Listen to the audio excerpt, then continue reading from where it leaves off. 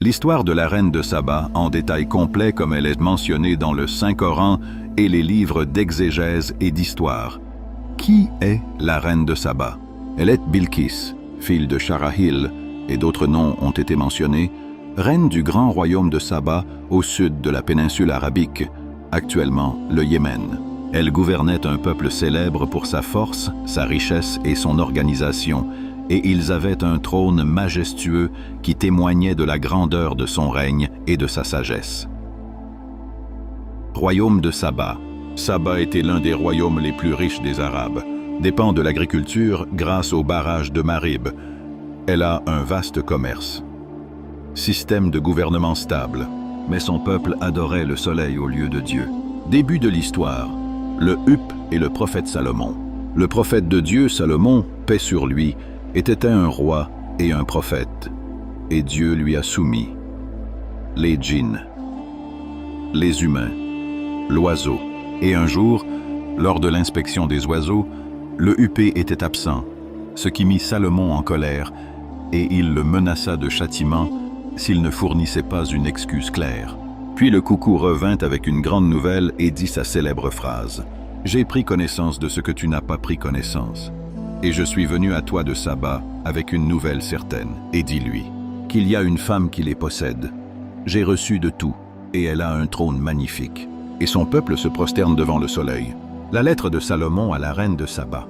Salomon a envoyé un message avec la huppe court mais décisif. C'est de Salomon, et c'est au nom d'Allah, le tout miséricordieux, le très miséricordieux. Ne vous élevez pas contre moi et venez à moi en vous soumettant. La sagesse de Bilqis dans le gouvernement. Lorsque Bilqis a lu le message, elle n'est pas devenue arrogante. Elle ne s'est pas précipitée dans la guerre.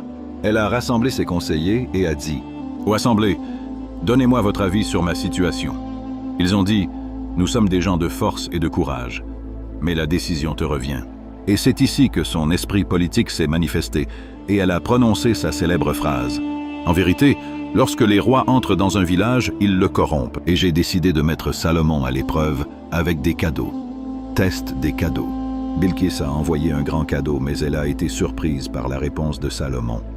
Vous me fournissez de l'argent, mais ce qu'Allah m'a donné est meilleur que ce qu'il vous a donné. Et il a refusé le cadeau, les menaçant avec une force qu'il ne pouvait pas supporter. Alors, Bilqis a compris que c'était un prophète soutenu par Dieu et non un roi avide. L'arrivée de Bilqis chez Salomon. Elle a décidé d'y aller elle-même.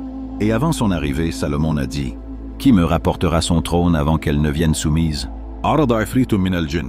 Puis celui qui avait la connaissance du livre dit: « Je te l'apporte avant que tu ne clignes des yeux. » Le trône fut amené en un instant. Test du trône. Lorsque Balkis est arrivée, Salomon lui a demandé: « Est-ce ainsi que ton trône est ?» Elle a répondu intelligemment, comme s'il était ni certitude ni déni, preuve d'une grande sagacité. Le palais de verre est le moment décisif. Salomon l'a introduite dans un palais dont le sol était en verre transparent. Elle a cru que c'était de l'eau et a dévoilé ses jambes. Ici, j'ai compris la grandeur de ce que Dieu a donné à Salomon. Ce n'est ni de la magie ni une tromperie. L'islam de la reine de Saba. À la fin, elle a annoncé sa conversion à l'islam avec sincérité et soumission. « Ô mon Seigneur, j'ai été injuste envers moi-même, et je me soumets avec Salomon à Allah, le Seigneur des mondes. » Fin de l'histoire. Bilqis s'est convertie à l'islam, et son peuple s'est converti.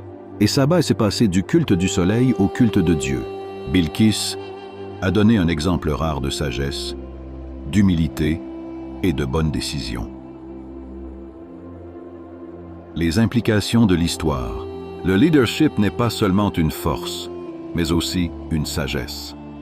Le dialogue avant la guerre. L'humilité devant la vérité. La femme peut être une grande dirigeante. Le vrai roi est le roi de la foi. Aimez la page. Histoire, leçon et sagesse.